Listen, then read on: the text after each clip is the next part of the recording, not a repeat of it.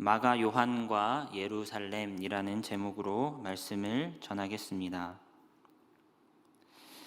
오늘 함께 읽으신 본문에는 여러 명의 인물들이 등장합니다. 12장 25절 말씀을 보시면 바나바, 사울, 그리고 마가라 하는 요한, 이 세 사람이 등장합니다.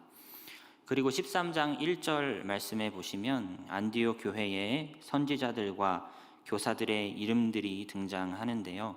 바나바, 니게르라 하는 시므온, 구레네 사람 루기오, 분봉왕 헤롯의 젖동생 마나엔, 그리고 다섯 번째로 사울이 등장합니다.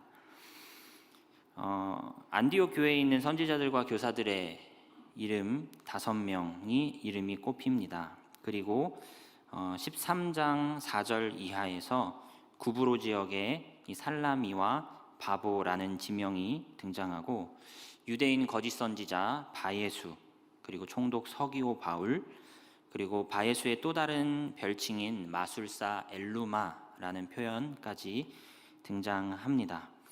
그리고 13장 9절에 이르러 최초로 사울의 또 다른 이름인 바울이라는 이름이 등장하기 시작합니다. 여러 명의 인물 중 오늘 마가라는 인물에 주목해 보고자 하는데요. 요한이라는 이름으로도 자주 등장하고 있습니다. 그러나 우리에게는 편의상 마가라고 부르는 것이 더 좋을 듯합니다. 이 인물이 훗날 마가복음을 기록하는 인물이기 때문입니다. 이 요한이라는 인물이랑 헷갈리시면 안 되고요. 요한복음은 세베대의 아들이자 12사도 중 하나였던 요한이 요한복음을 기록하였다면, 마가복음은 예수님의 제자는 아니었던 이 마가가 베드로와 가깝게 지내면서 베드로의 증언을 바탕으로 이 마가복음을 기록했으리라 여겨집니다. 그러나 오늘 성경에 처음 등장하고 있는 이 마가는 다소 이해하기 힘든 인물로 비춰집니다. 오늘 본문 13장 13절에서 마가라는 이 요한은 바울 제1차 전도 여행 중도에 돌연 예루살렘으로 돌아가 버리는 모습을 보이기 때문입니다. 성경은 왜 마가가 갑자기 예루살렘으로 돌아갔는지에 대해 특별히 언급하지 않습니다. 마가는 왜 예루살렘으로 돌아갔을까요? 이를 두고 많은 사람들이 다음과 같은 추측을 내놓기도 합니다. 첫 번째, 향수병 때문이다. 고향이 그리웠다는 것이죠. 두 번째, 전염병 때문이다. 전도 여행을 도저히 함께 할 수 없는 이 전도대에 큰 피해를 끼칠 만한 질병에 걸렸기 때문에 마가가 중도에 돌연 돌아간 것이다. 혹은 세 번째, 이 선교가 어려워서, 전도 및 선교가 장난이 아니다라는 것을 깨닫고는 겁을 먹고 포기한 것이다 등등의 이유들이 등장합니다. 그러나 마가가 전도 여행을 중도 포기한 데에는 그와는 다른 이유가 있지 않을까 싶습니다. 그 이유는 아마도 기득권을 잃었기 때문이다라고 말씀드리고 싶습니다. 이 기득권이란 정당한 절차를 밟아 이미 차지한 권리. 아마 마가는 이 바나바 중심의 전도대가 바울 중심의 전도대로 변화하는 과정 속에서 자신의 기득권을 유지할 수 없게 되자 전도 여행 자체를 포기한 것으로 보입니다. 그렇게 추측하는 근거가 무엇이냐라고 물으신다면 이 본문 자체 내에서도 어느 정도의 증거가 찾아질 수 있겠지만 마가는 좀 더 사도행전의 넓은 관점에서 봤을 때 이 마가는 예루살렘의 신앙 상태와 연관이 깊기 때문입니다 라고 대답할 수 있겠습니다. 그러니까 마가와 예루살렘이 서로 비슷한 신앙의 색깔로 변이되고 있다라는 것입니다. 또한 사도행전에서 이 예루살렘이라는 도시는 사도행전의 구조를 결정할 만한 아주 중요한 역할을 하는데요. 그래서 오늘은 이런 순서로 말씀을 살펴보려고 합니다. 첫 번째, 사도행전의 구조와 예루살렘, 그리고 두 번째, 예루살렘 교회의 모습과 마가의 모습, 그리고 세 번째, 이것이 우리에게 주는 교훈을 통하여서 마가가 사실 전도 여행을 중도 포기한 이후에는 예루살렘과 비슷한 문제를 겪고 있었기 때문이다. 그리고 그것이 우리에게 주는 교훈이 무엇인지를 한번 생각해 보고자 합니다. 사도행전을 좀 더 세밀하게 읽다 보면은 사도행전 내에 비슷한 구절들이 반복되고 있다는 것을 아실 수 있지 않을까 생각이 듭니다. 먼저 사도행전 6장 7절에 이런 말씀이 있습니다. 하나님의 말씀이 점점 왕성하여. 사도행전 12장 24절에 하나님의 말씀은 흥왕하여 더하더라. 사도행전 19장 20절에 이와 같이 주의 말씀이 힘이 있어 흥왕하여 세력을 얻으니라. 이 사도행전을 연구하는 신약학자들도 사도행전 내에 상당히 비슷한 이 세 구절 말씀에 집중하였습니다. 그리하여 사도행전의 주제가 말씀이 점점 흥왕하여 가는 역사를 기록하고 있다. 아예 사도행전의 주제는 말씀의 흥왕이다 라고 결론 짓기도 하더라는 것이죠. 그러나 말씀의 흥왕이라는 이 영광스러운 빛 아래에 예루살렘이라는 그림자가 있더라라는 것을 주목하는 학자들이 등장하기 시작했습니다. 그 중에 한 분이 총신대학교 신학대학원의 누가복음 사도행전 전공자이신 박형대 교수님이십니다. 오늘 설교는 그분의 2010년 발표된 논문인 사도행전에 소개된 예루살렘 교회의 변화에 대한 소고라는 논문을 참조하였음을 밝힙니다. 정말이지 이 말씀 흥왕이라는 세 구절 뒤에는요, 모두가 동일하게 예루살렘이라는 단어가 등장하더라라는 것이죠. 6장 7절 하반절에 예루살렘에 있는 제자의 수가 더 심히 많아지고, 그리고 12장 25절에 바나바와 사울이 부조하는 일을 마치고 마가라 하는 요한을 데리고 예루살렘에서 돌아오니라. 19장 21절에 이 일이 있은 후에 바울이 마게도냐와 아가야를 거쳐 예루살렘에 가기로 작정하여 이르되 내가 거기 갔다가 후에 로마도 보아야 하리라 하고, 이 세 말씀들이 사도행전의 주제뿐만 아니라 구조에도 영향을 미친다라고 분석을 하고서는 저 사도행전의 전체의 토막을요, 전체 한 덩어리를 저 세 개의 짝이 되는 구절로 3번 토막을 내면 이 전체가 몇 덩어리가 될까요? 이 덩어리에 3번 칼질을 하면 몇 조각으로 될까요? 어려운 문제죠. 네, 4조각이 될 것입니다. 그렇죠? 이렇게 3번을 자르면 이 4조각이 되는데요. 이것을 어떻게 구조로 분석하냐 하면은 첫 번째 부분을 한 부분이 각각 말씀 흥왕으로 시작하여 예루살렘으로 끝난다 이렇게 분석하지 않고요. 반대로 예루살렘으로 시작하여 말씀 흥왕으로 끝나고, 예루살렘으로 시작하여 말씀 흥왕으로 끝나고, 이런 식으로 4부분으로 나눌 수 있다라는 것이죠. 말씀 흥왕이 시작점이 아니라 예루살렘이 시작의 사인이고, 그 한 단락의 결론은 항상 말씀 흥왕의 메시지로 끝나더라라는 것인데요. 과연 그러할까요? 한번 PPT를 또 봐주시면요. 네, 그죠? 맨 마지막 구절을 한번 볼까요? 맨 마지막 19장 21절에서 마지막 28장 31절. 여러분 28장 31절에 어떤 말씀이 등장하리라 예상을 할 수 있을까요? 말씀 흥왕이라는 단어가 적어도 등장해 줘야 이 구조가 딱 맞아 떨어질 것 같아 보입니다. 그러나 사도행전의 마지막 장 마지막 절은 이렇게 마무리가 되지요. 하나님의 나라를 전파하며 주 예수 그리스도에 관한 모든 것을 담대하게 거침없이 가르치더라. 말씀 또는 흥왕이라는 단어 모두가 등장하지 않습니다. 그러나 가만히 미루어 짐작을 해보면 하나님의 나라를 전파, 주 예수 그리스도에 관한 모든 것을 거침없이 담대하게 가르쳤다라는 것은 무엇을 가르쳤다는 이야기로 환원하여 생각할 수 있겠습니까?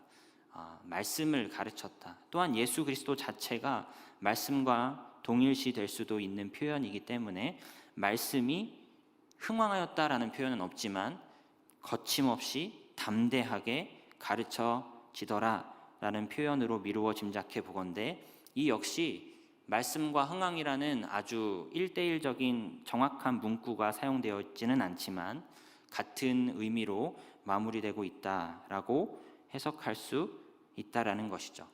아까 PPT에서 보셨듯이 1장 4절에서 예루살렘이 등장하여서 6장 7절에서 말씀 흥왕, 그리고 또 예루살렘이 등장하여서 말씀 흥왕, 또 예루살렘이 등장하여서 말씀 흥왕으로 마치는데 PPT를 보시면 말씀의 흥왕을 묘사하는 부분에 서술어가 하나씩 또 추가되고 있다는 것을 알 수 있습니다. 처음에 단순하게는 그냥 말씀이 왕성하여, 그러나 이어서 두 번째 말씀 흥왕을 언급할 때는 서술어가 하나씩, 그 다음에는 또 하나, 그리고 마지막 28장 31절에는 그리스도에 관한 모든 것 담대하게 거침없이, 또한 서술어가 추가되어서 소개되어 있는 점을 미루어 짐작해 보건대 하나님의 말씀이 단순히 흥왕하였다로 그치는 것이 아니라 점점 더 점차 거침없이 왕성하게 하나님의 말씀은 세력을 얻어 뻗어갔더라라는 모습을 묘사해 주고 있는 것 같습니다.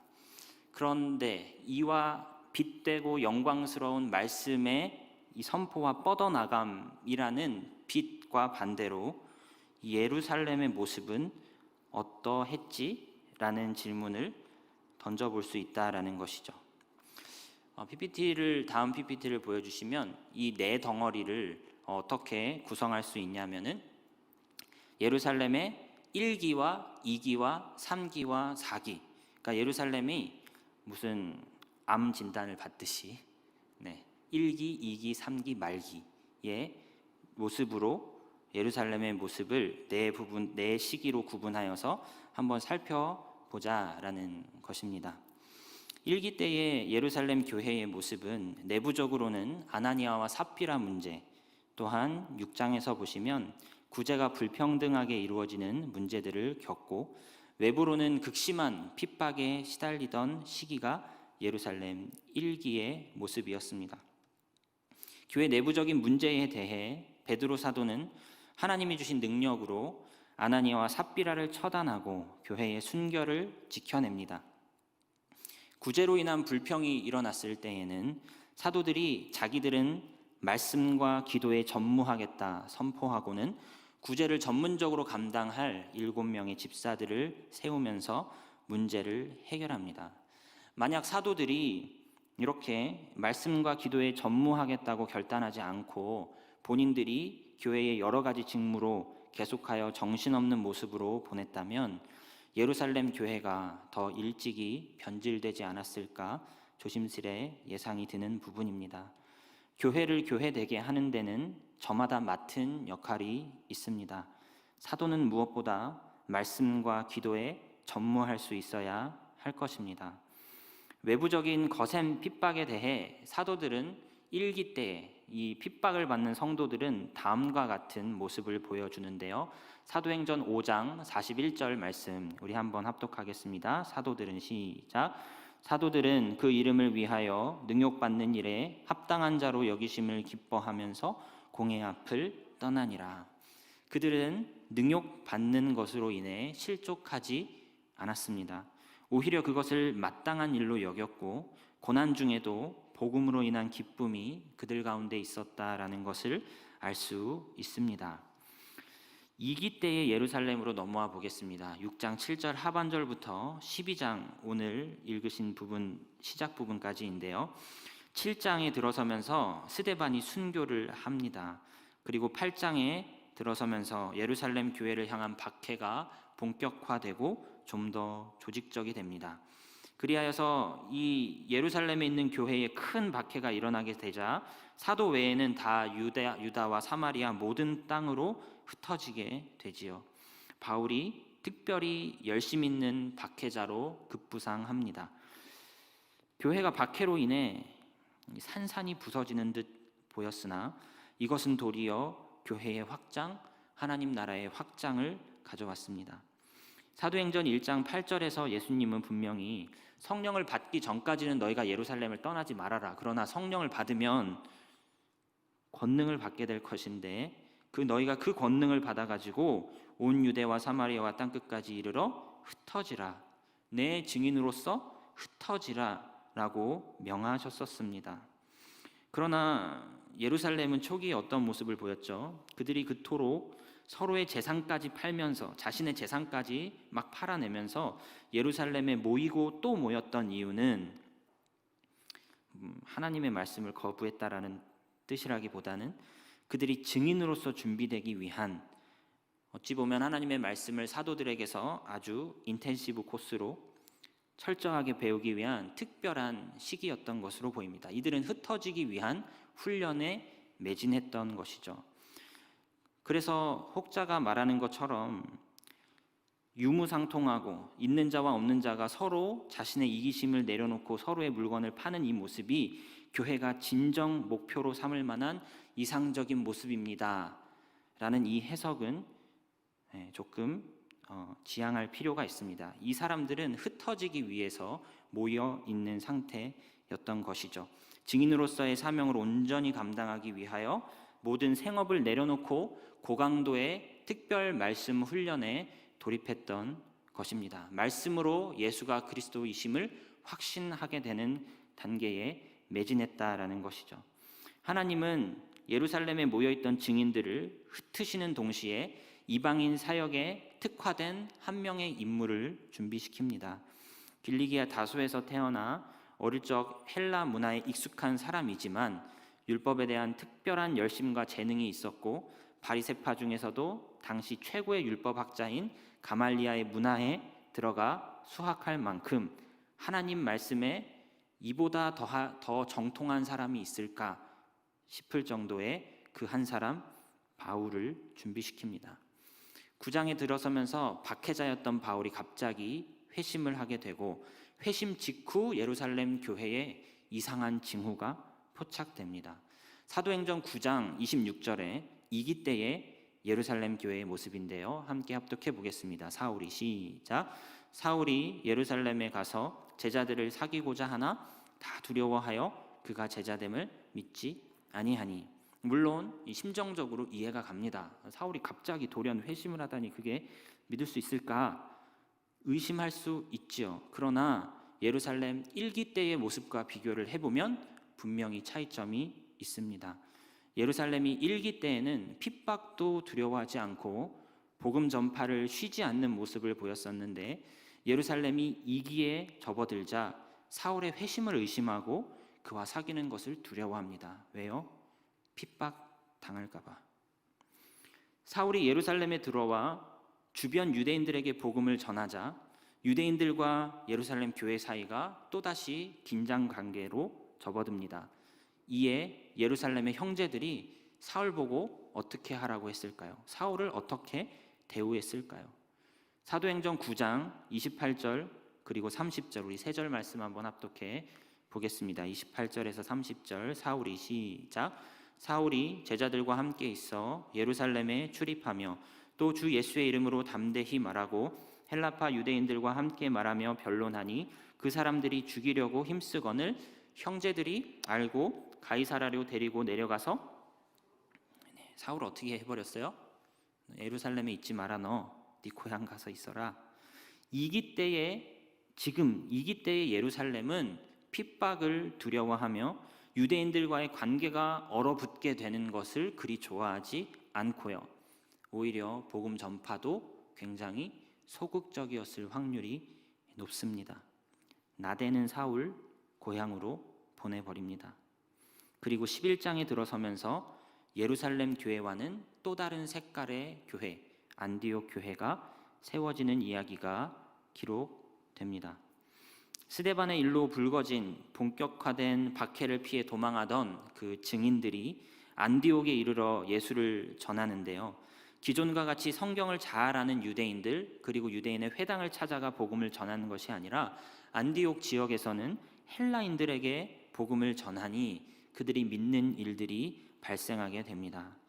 율법을 행함으로 의롭다 함을 얻는 것이 아니라 예수를 믿는 것만으로 의롭다 함을 얻습니다라는 이 소식은 유대인에게뿐만 아니라 나름의 율법적인 방식으로 구원의 길을 찾아 헤매이던 이방인들에게도 아주 복된 소식으로 먹히더라라는 것이죠. 예루살렘 교회 입장에서 저 교회가 어떻게 이방인의 구원이 가능할 수 있는지, 예루살렘 교회는 그것이 어찌 가능한 일인지, 정말 저들이 우리와 같은 믿음을 소유했다고 볼 수 있는지 점검하기 위해 바나바를 파송합니다. 바나바는 현장에 안디옥에 가보니 그들에게 임한 하나님의 은혜를 보고 기뻐하지 않을 수가 없었습니다. 이방인들이 주께로 돌아오고 있음을 인정할 수밖에 없었습니다. 하나님은 큰 무리를 계속하여 보내주셨고 바나바는 그 안디옥에서 그리 멀지 않은 다소에 찾아가서 사울을 만납니다. 그리고 사울을 데리고 와 안디옥으로 돌아와 둘이 교회에 1년간 모여 있더니 큰 무리를 가르치자 제자들이 안디옥에서 비로소 그리스도인이라 일컬음을 받게 되었다고 성경은 묘사합니다. 나는 그리스도인이다. 나는 이방인, 유대인, 어디 출신 이것이 아니라 나는 그리스도인이다 라는 것이 그들의 정체성을 가장 잘 드러내주고 있는 표현이 되었다라는 것입니다. 또한 안디옥 교회가 얼마나 성숙했던지 천하의 큰 흉년이 들었을 때 안디옥의 제자들이 각각 그 힘대로 유대에 사는 형제들에게 부조를 보내주자라고 작정하더니 예루살렘 교회를 돕기 위한 헌금을 모으기 시작합니다. 바나바와 사울은 안디옥의 형제들이 모아준 부조금을 들고 금이 환영하듯 예루살렘 교회에 입성합니다. 천하에 든 큰 흉년, 천하에 든 흉년이라는 표현으로 미루어 짐작해 보건대 안디옥도 그리 넉넉한 교회 형편은 아니었을 것입니다. 그러나 안디옥 교회 교인들은 자기 교회보다 자기 교회 밖의 형제들을 걱정합니다. 우리가 이렇게 어려운데 저 교회는 얼마나 어려울까? 예루살렘 도움을 받는 그 예루살렘 교회는 1기에서 2기로 접어들면서 도움을 주는 교회라기보다는 오히려 도움을 받는 입장이 되죠. 2기의 예루살렘 교회의 이 영적 상태를 적나라하게 보여주는 사건이 12장에 등장을 하게 되는데요. 유대의 헤롯 왕이 요한의 형제 야고보를 처형시킵니다. 야고보가 처형되는 것을 유대인들이 기뻐하자 이번에는 헤롯이 베드로를 처형하고자 감옥에 가두어 놓지요. 이에 교회가 간절히 베드로의 석방과 생명 구원을 위해 기도했던 것으로 보입니다. 사도행전 12장 5절 말씀입니다. 우리 한번 합독해 보겠습니다. 이에 시작. 이에 베드로는 옥에 갇혔고 교회는 그를 위하여 간절히 하나님께 기도하더라라고 성경은 기록합니다. 하나님께서 예루살렘 교회의 저 간절한 기도에 응답하셨든지 천사를 보내 베드로의 옆구리를 쳐 깨워 일어나게 하시더니 꿈인지 생시인지 모를 정도로 그냥 저벅저벅 걸어서 저절로 열리는 쇠문들을 통과하여 유유히 빠져나오도록 하십니다. 베드로는 아주 평범한 방식으로 감옥을 아무렇지 않게 빠져나왔고 가장 먼저 간 곳이 마가라 하는 요한의 어머니 마리아의 집을 향하여 갑니다. 베드로의 예상대로 거기엔 여러 사람이 모여 기도하고 있었다라고 성경은 기록하지요. 사도행전 12장 12절에 이런 말씀이 있습니다. 함께 합독합니다. 깨닫고 시작. 깨닫고 마가라 하는 요한의 어머니 마리아의 집에 가니 여러 사람이 거기에 모여 기도하고 있더라. 베드로가 대문을 두드립니다. 로데라 하는 여자아이가 영접하러 나왔다가 베드로의 음성인 줄 알고 기뻐하여 문을 미처 열지 못하고 도로 달려들어가 기도하는 사람들에게 말하되 베드로가 대문 밖에 서 있습니다 하니 그들의 반응이 어떠하였다고 성경은 기록하고 있나요? 할렐루야. 오 하나님 응답하셨습니다. 가 아니죠. 15절 말씀 합독합니다. 그들이 시작. 그들이 말하되 네가 미쳤다 하나 여자아이는 힘써 말하되 참말이라 하니 그들이 말하되 그러면 그의 천사라 하더라. 기도는 열심히 하지만 기대는 없는, 믿음은 없는 그들의 태도가 들통나 버리는 장면인 것입니다.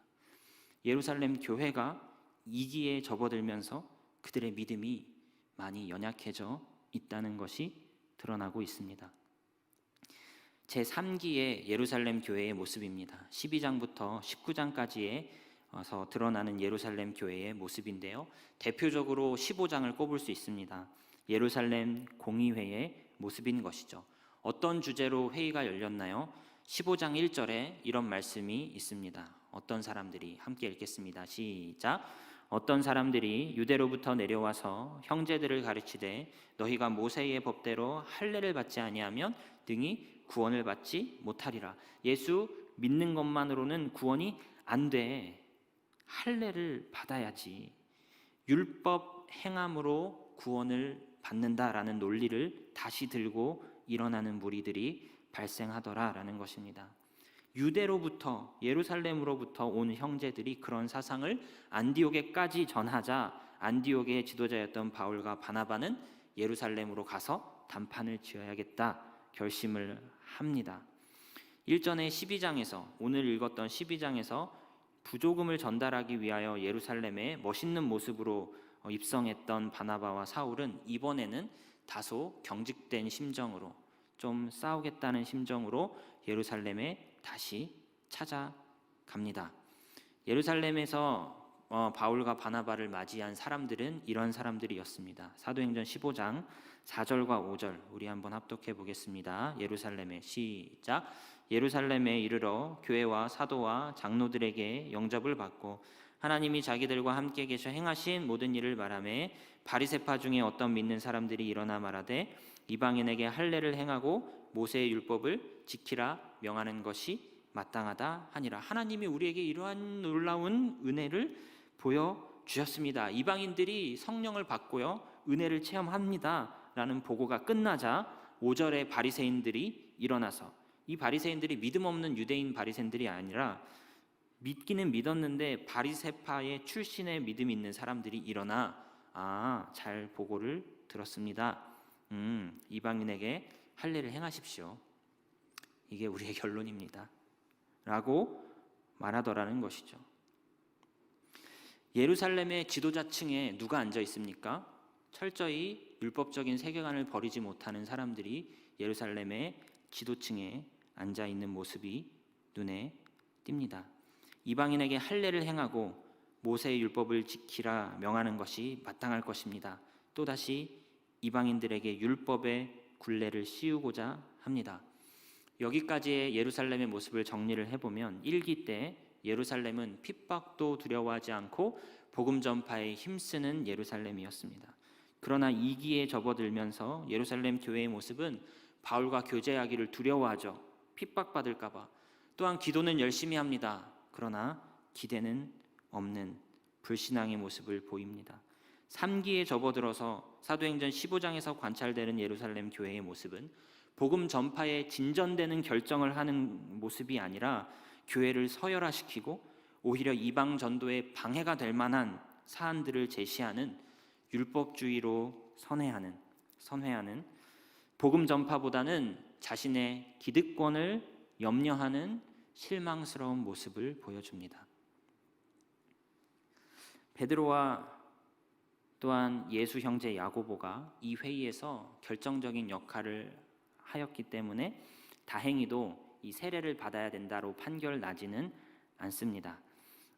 야고보가 어떻게 판결을 내렸는지 사도행전 15장 19절 20절 한번 합독해 보겠습니다. 그러므로 시작.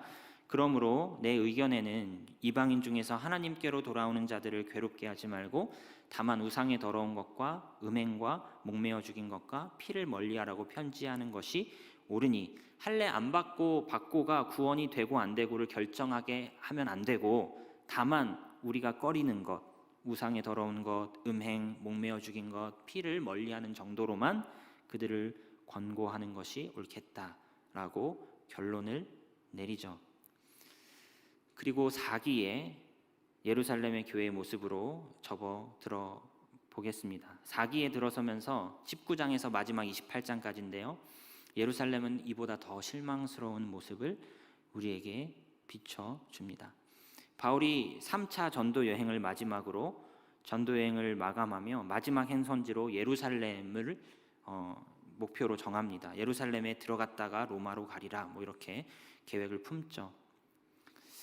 그런데 이제 예루살렘은 더 이상 바울에게 더 이상 호의적인 곳이 아니라 이제는 너무도 적대적인 곳이 되어 버렸습니다.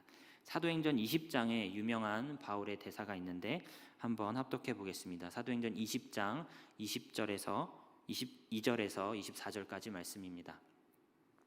제가 한번 합독해 보겠습니다. 사도행전 20장 22절에서 24절, 우리 세 절 말씀 합독하겠습니다. 보라, 시작. 보라, 이제 나는 성령에 매여 예루살렘으로 가는데 거기서 무슨 일을 당하는지 알지 못하노라. 오직 성령이 각 성에서 내게 증언하여 결박과 환난이 나를 기다린다 하시나 내가 달려갈 길과 주 예수께 받은 사명 곧 하나님의 은혜의 복음을 증언하는 일을 마치려 하면은 나의 생명조차 조금 더 귀한 것으로 여기지 아니하노라. 어느 성을 들어가는데 저렇게 각오가 대단합니까? 예루살렘이에요. 이제 바울에게 예루살렘은 목숨 걸고 방문해야 하는 곳이 되어버렸습니다. 예루살렘 교회가 바울에게 적대적인 것은 물론 아니었습니다.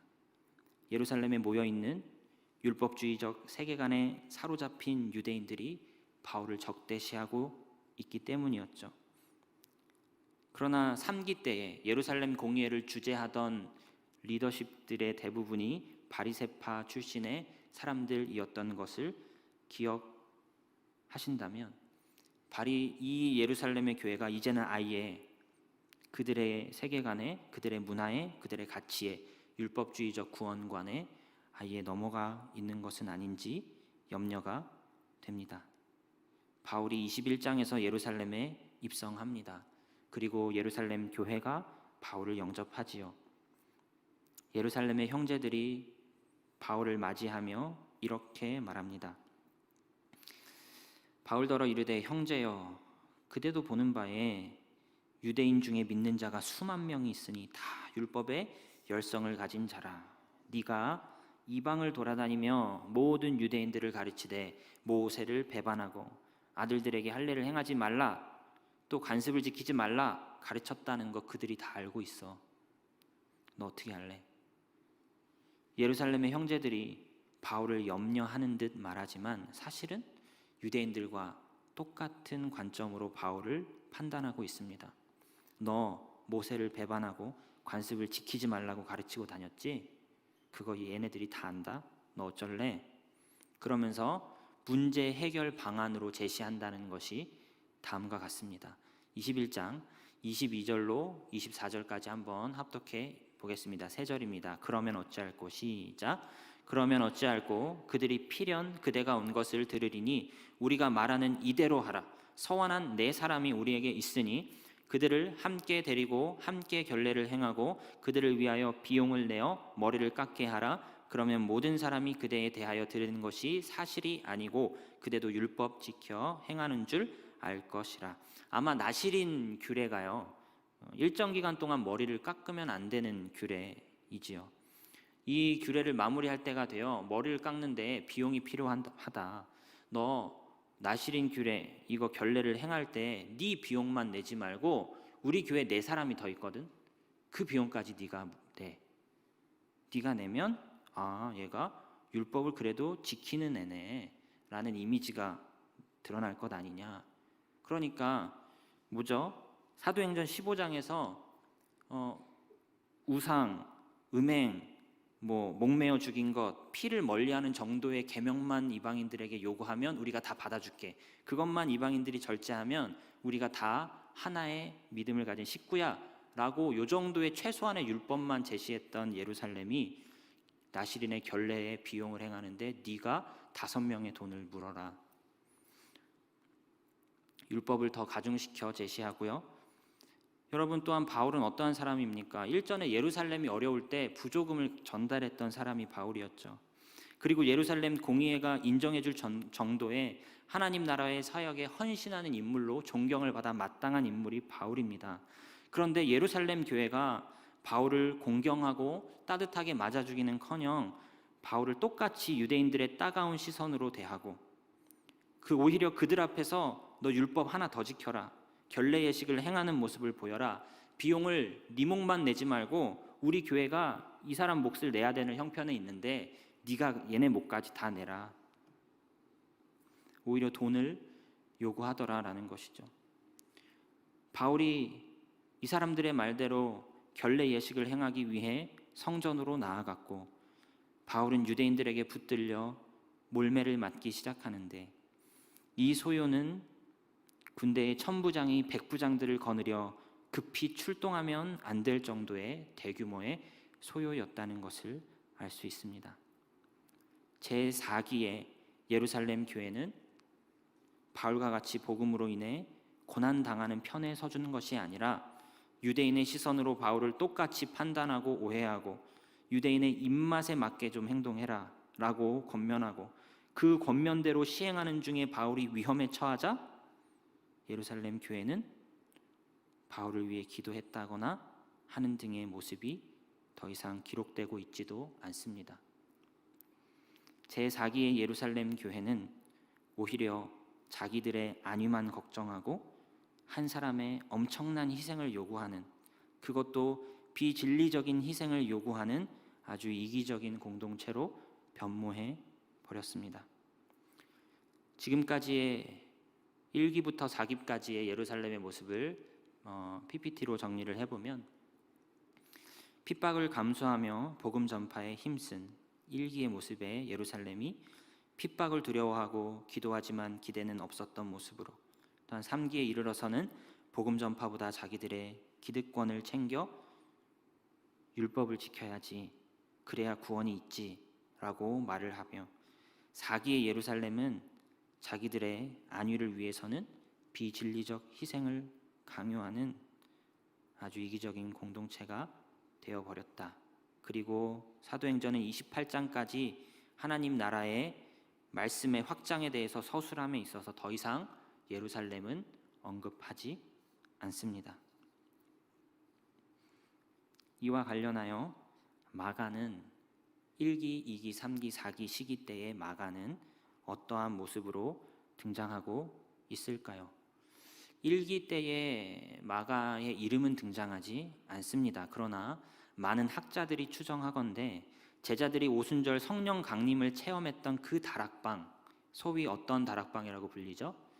마가의 다락방이라고 불리는 데 있어서 여느 학자들이 별다른 이견을 제시하지 않습니다. 이 마가의 다락방은 하나님의 강력한 역사를 경험한 장소였습니다. 그러나 제2기 때 마가의 어머니 마리아의 집에서 사람들이 베드로가 목숨만은 건질 수 있게 간절히 기도하던 그 장소에서는 어떤 일이 벌어지고 있었죠? 열심히 기도하고 있었지만 기대는 없었던, 그들의 하는 기도는 믿음의 기도는 아니었던 모습이 드러나 버리고 맙니다. 이처럼 마가는 예루살렘의 믿음의 현주소와 그 맥을 같이 하고 있다는 것을 알 수 있습니다. 제3기 때 제3기 예루살렘 때 마가는 어떤 모습을 보이죠? 그게 오늘 우리가 읽은 본문입니다. 오늘 우리가 읽은 본문이 제3기의 예루살렘과 마가의 모습을 엿볼 수 있게 만드는데요. 마가는 예루살렘의 부조금을 갖고 금이 환영하듯 입성하는 바나바를 보고 한눈에 반했었던 것으로 보입니다. 사실 마가는 바나바와 어떤 관계였냐 하면 골로새서 4장 10절의 기록에서 알 수 있듯이 바나바와 마가는 서로 친척 관계였다라는 것을 알 수 있습니다. 안디옥에서 예루살렘 교회를 향한 부조금을 갖고 귀환하는 바나바의 모습은 이 친척 마가의 눈에 있어서 되게 멋지게 비춰졌을 것입니다. 바나바가 다시 안디옥으로 돌아가고자 했을 때 이 마가라는 요한이 따라 나서죠. 안디옥에 들어서자 이 마가의 어깨가 좀 더 올라갑니다. 왜요? 바나바의 존재가 안디옥에서는 더 멋져 보였을 수 있었던 것이죠. 13장 1절에 5명의 위대한 선지자들과 교사들이 언급될 때 바나바가 몇 번째로 언급이 되죠? 첫 번째로 언급이 됩니다. 굳이 이름의 순서가 중요할까 싶은 생각도 있지만 순서에 민감한 입장에서 보면 바나바는 1번, 사울은 몇 번이죠? 사울은 5번입니다. 5번. 하나님은 이 안디옥 교회가 좀 더 성숙한 결단을 내려주기를 원하십니다. 안디옥 교회가 자기 교회만이 아닌 미래에 세워질 교회들을 바라보며 바나바 1번, 5번의 사울을 파송하라 라고 성령이 원하십니다. 안디옥 교인들은 성숙했고 금식하며 기도하는 가운데 결국 두 사람을 파송하여 보내죠. 그렇게 바울 1차 전도 여행이 시작됩니다. 이 전도대의 팀장이 있다면 아마 이 사울이라기보다는 바나바이지 않았을까 싶습니다. 그들의 첫 번째 행성지가 구브로였다는 점, 여러분 바나바의 고향이 구브로이죠. 바나바가 아마 이 행선지를 결정하지 않았을까 싶고요. 또한 성경은 이 전도대를 명명하기를 7절 말씀에서와 같이 바나바와 사울이라고 이렇게 명명합니다. 이 요한은 이 바나바가 가면 나도 간다 라는 마음이 있었던 것인지 이 마가 요한도 이 전도 여행에 가벼운 발걸음으로 따라 나선 것으로 보입니다. 그런데 첫 번째 행선지인 구브로에서 이 전도대의 리더십의 무게 중심이 왠지 좀 이상한 방향으로 기우는 듯한 느낌이 들기 시작합니다. 구브로의 바보라는 지역에 바예수라 불리는 유대인 거짓 선지자를 만나게 되는데 그는 총독 서기오 바울과 함께 있으면서 총독이 바나바와 사울을 통해 하나님의 말씀을 듣고자 할 때에 총독으로 믿지 못하게 힘쓰더라 라고 성경에 기록되어 있죠. 이에 성경은 최초로 사울이 가지고 있던 또 다른 이름인 바울의 이름을 부각시키면서 그를 전도대의 전면으로 내세웁니다. 오늘 본문 13장 9절과 10절 한번 합독해 보시겠습니다. 9절 10절 바울이라고도 시작. 바울이라고도 하는 사울이 성령이 충만하여 그를 주목하고 이르되 모든 거짓과 악행이 가득한 자요 마귀의 자식이요 모든 의의 원수요 주의 바른 길을 굽게 하기를 그치지 아니하겠느냐. 여러분 이보다 심한 욕을 할 수 있으실 자신이 있나요?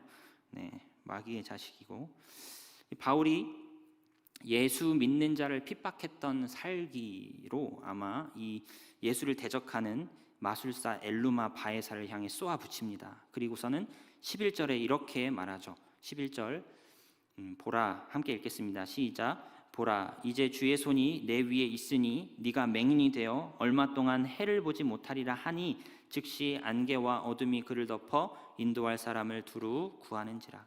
하나님은 바울의 말을 통해 역사하사 마술사의 눈을 멀게 만들어 버립니다. 이에 총독이 그렇게 된 것을 보고 믿으며 주의 가르치심을 놀랍게 여겼다라고 성경은 기록합니다. 이 총독이 기적에 주목하지 않고요, 특이하게 주의 가르치심을 놀랍게 여겼다라고 결론을 내리죠. 이 사건으로 인하여서 마가의 마음에 미묘한 그림자가 드리워졌던 것 같습니다. 사도행전 13장 13절에서는 급기야 이 전도대를 이렇게 표현합니다. 바울과 및 동행하는 사람들. 여러분 바나바는 어디 있죠? 기존의 바나바와 사울이라 일컬어졌던 이 전도대의 명칭은 13절에 들어서자 바울과 및 동행하는 사람들이라는 표현으로 바뀝니다. 그리고 나서 돌연 이 전도대가 구브로 섬을 떠나 육지에 당도하자 마가는 특별한 이유를 언급하지 않은 채 그냥 예루살렘으로 조용히 돌아가 버립니다.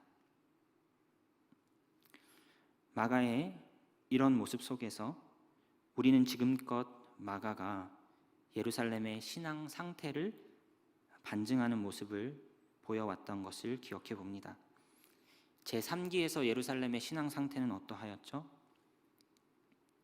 제3기의 예루살렘의 모습은 이방인 복음 전파보다 자신들의 기득권 유지를 더 염려하는 사람들의 모습을 보여주었습니다. 율법 지키게 해야지. 복음 전파에 장애가 되건 아니건 우리의 기득권을 먼저 염려하는 사람들이 예루살렘 3기의 모습의 사람들이었죠. 마가의 모습 역시 이방 복음 전파보다 바나바를 통해 유지되는 것처럼 보였던 자신의 기득권이 더 중요했던 것입니다. 바나바가 아닌 바울이 이방 선교의 중심이자 리더로 부각되자 이에 대한 실망과 실족하는 마음을 감추지 못하고 돌연 예루살렘으로 돌아간 것 아니겠는가. 동일하게 예루살렘 교회의 문제처럼 기득권 때문에 이렇게 결단한 것은 아닌가.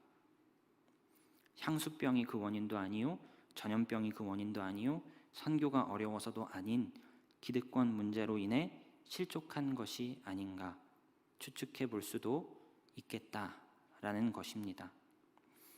제4기에 이르러서 예루살렘 교회가 21장 이후에는 더 이상 언급되지 않듯이 마가의 이야기도 제4기에서는 언급되지 않습니다. 하나님의 관심은 하나님 나라 확장인데 예루살렘 교회와 마가의 관심은 하나님 나라가 아니라 자기의 기득권이었기 때문에 하나님의 나라 스토리에서 더 이상 출연하지 않게 되는 것이죠. 자기 말씀을 맺겠습니다. 자기 마음에 맞는 사람이랑 일하는 것 중요한 문제입니다. 자기를 알아주는 사람, 그 조직의 리더와 친밀하다면 일하기가 즐겁고 수월하다는 것은 두말하면 잔소리일 것입니다. 그러나 우리가 무슨 일을 하기 위해 모인 공동체인지를 생각해 보셔야 합니다. 하나님 나라를 위해 모인 공동체입니다. 자신의 안위, 기득권 문제, 자존심 문제를 부차적인 것으로 생각해야 하는 공동체의 일원들입니다. 예루살렘과 마가가 보여주는 모습은 계속하여 시간이 지날수록 실망스러운 모습을 보이지만 사도행전의 결론은 결코 어둡지가 않습니다. 제1기 복음 전파를 위해 핍박을 두려워하지 않음, 하나님의 말씀이 왕성하더라. 제2기 복음 전파보다 핍박에 대한 두려움이 있음, 기도하지만 기대하지 않음, 그럼에도 하나님의 말씀은 흥왕하여 더하더라. 제3기 복음 전파보다 내 자신의 기득권 유지가 먼저인 모습을 보임, 그럼에도 주의 말씀은 힘이 있어 흥왕하여 세력을 얻으니라. 제4기 교회가 자기 공동체의 안위를 위해서라면 개인에게 비진리적인 큰 희생을 요구하는 것을 하나도 어렵지 않게 생각하더라. 그럼에도 하나님의 나라는 전파되며 주 예수 그리스도에 관한 모든 것은 담대하게 거침없이 가르쳐지더라. 교회가 언제부터 자신의 안위를 걱정했습니까? 복음이 전파되기를, 하나님의 나라가 확장되기를, 그 일을 위해 쓰임받기를, 온전히 주의 영광을 위해 쓰임받기를 갈망하던 공동체가 교회 아닙니까? 움츠러드는 신앙이 아니라 오히려 주의 말씀이 흥왕할 수 있도록 힘써야 하는 때가 아니겠습니까? 내가 앞서가는 것이 아닌 주의 말씀이 앞서가는 그 길에 나의 안위, 나의 자존심, 나의 기득권 내려놓고 그 길에 헌신하여야 하지 않겠습니까? 무엇이 우리를 망설이게 합니까? 어떤 사람이 여러분의 마음을 안 좋게 합니까? 우리는 무엇을 위해 부름받은 사람들입니까? 말씀이 힘입니다. 말씀이 이 상황을 뚫고 나가게 하는 힘입니다. 말씀이 내 심령을 갈아엎어 주의 길을 보게 할 것입니다. 주의 말씀이 우리의 길을 인도하십니다. 교회는 화석화되고 이기적이 된다 할지라도 주의 말씀에는 여전히 생명력이 있습니다. 소망이 없다 말하지 마십시오. 주의 말씀은 오늘도 우리의 소망이며 생명입니다.